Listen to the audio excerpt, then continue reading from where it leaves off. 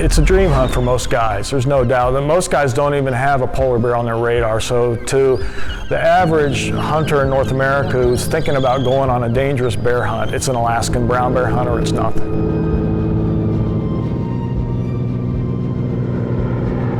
Brown bears in coastal Alaska, there's plenty of them. They're all over the place and they get to be a pretty decent size. In this part of Alaska, they're about the third largest group of bears after the Alaskan Peninsula and Kodiak brown bears. The bears here occur down in the coastal plains. In fact, we'll be going to the Copper River Delta, which is the second largest wetlands in the United States, 77,000 square miles.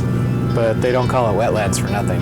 The area is crisscrossed by numerous marshes and rivers and lakes, and it's just a real muck, and coastal Alaska weather is horrible, especially in September. It's our wettest month. On my third try for brown bear, I went with a guy named Dennis Zadra. Alaska has some wonderful hunting opportunities. We've got Dall sheep, the caribou, the moose, and the bears. The bears are probably the pinnacle of the hunting experience just because they are at the top of the food chain. They're the most dangerous animal on the North American continent, and they present certain challenges in themselves. Yeah, Tom, with the way we're getting all this rain, tracks are getting wiped out pretty fast, so I think our best bet is probably just to cruise up and down, check these sandbars out, find somewhere with some fresh tracks, and maybe just start working those areas. The bears will be moving like crazy, you know, the weather doesn't affect them, but hopefully we'll find a place here where they're traveling. It makes glassing difficult, raindrops and everything on the lens, but we'll do the best we can.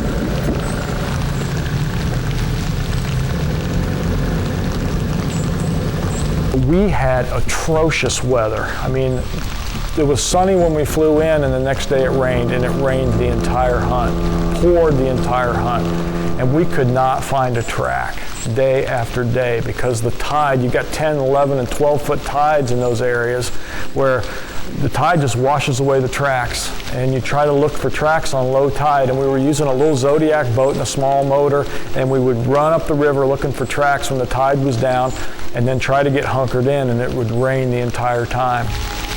And the weather in coastal Alaska is just miserable, but it's something that you have to deal with. I mean, you've got to have 2 sets of rain gear. You've got to have hip boots or maybe even chest waders to hunt them. You get one good sunny day, you're lucky, and you probably won't see any bears because the bears like coming out when it's raining too. So rainy weather is probably a good thing when you're bear hunting.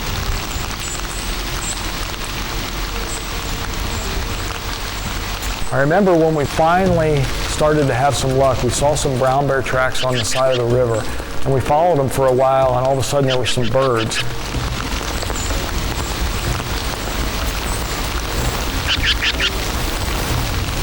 There's a kill around here or something. All those birds. We saw these birds flying around, and Dennis goes, "There's a kill up here. There has to be." Well, sure enough, we snoop around and we find where a moose had been killed, probably by a bear. And there was just raked debris all over top of it. So it just became like a stinking mound of moose mess. You can see how they dig up all the grass and try to get it buried. He'll mark that as his own. And it was basically claimed by a bear, a brown bear, probably a boar, and he was coming back to it and feeding on it. You can see there's a pile of droppings there. This bear is close. Let's go set up downwind over here and watch this. He'll be here sometime today. Well, Dennis said, you know, this bear is going to come back. And we had plenty of daylight, so we just kind of backed off. And what we did was we set the cameraman up. The cameraman was Heath Painter on that trip.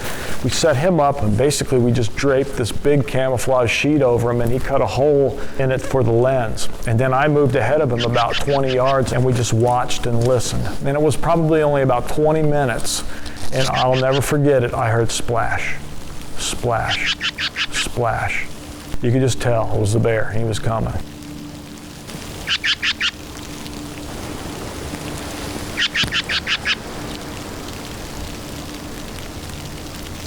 And sure enough, I looked to my left, and there he is.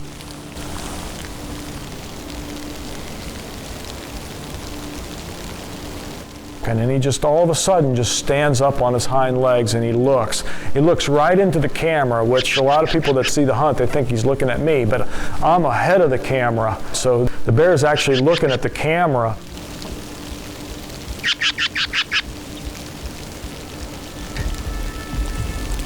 The sheer size and just majestic look of an Alaskan brown bear puts your heart in your throat. And when you're a bow hunter with bow in hand and you've got a tag and that could be your bear, you know, that's when things get serious. And that's when the time is now to get it done.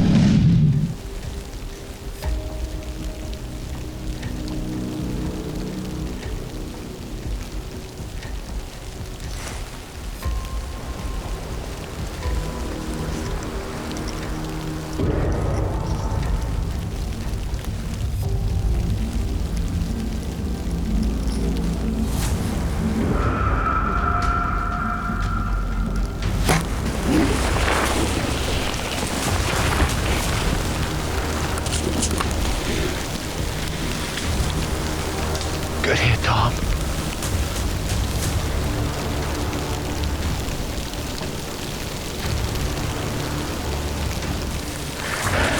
Look at my arrow in the blood.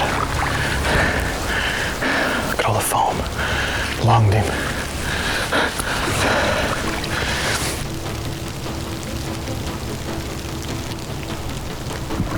On the video, as he turns to bite himself on the other side, you can see the arrow sticking out of the back side of him. And then he turned, he looked right at me, or right towards the camera, and then he dropped down on all fours and ran off in the brush.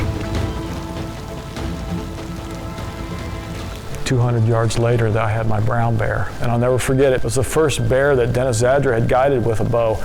And when we finally saw the bear laying in the brush, I'll never forget it. He turned to me and he goes, "I don't believe it, Miranda. Brown bear with a bow." I don't believe it, Miranda. Brown bear with a bow. You are a lucky man. All right. Oh, Dennis, he looks huge. Oh, wow. Archery close to an Alaskan brown bear, 32 yards. We can hear him coming through the water, and I am nervous, big time. All of a sudden, he stands up on his hind legs, looking our way. Goes back on all fours, shakes off the water, and he starts to work in. I go to full draw, and I'll tell you what, I am so nervous. This bear is huge. Look at the claws. He's got an 8-inch pad, 3.5-inch claws. And look at the head. Big hump, huge head. Look at the teeth, I can hardly lift him. Perfect shot. He goes 200 yards in thick stuff, but left a good trail. I have hunted all over the world, and I have done some neat hunts, but getting inside this big boy's comfort zone, way inside my comfort zone, incredible. I guess the moral to the story was we finally got back to camp, and it still hadn't quit raining, but we got a little break in the weather. And I told Dennis, I said, "I got a satellite phone, let's order a pizza." And we did. We ordered a pepperoni pizza, actually 2 of them. That's a sin now to think about it. But we had them flown in a float plane, and we had pizza that night in camp for getting my Alaskan brown bear. It was an awesome hunt.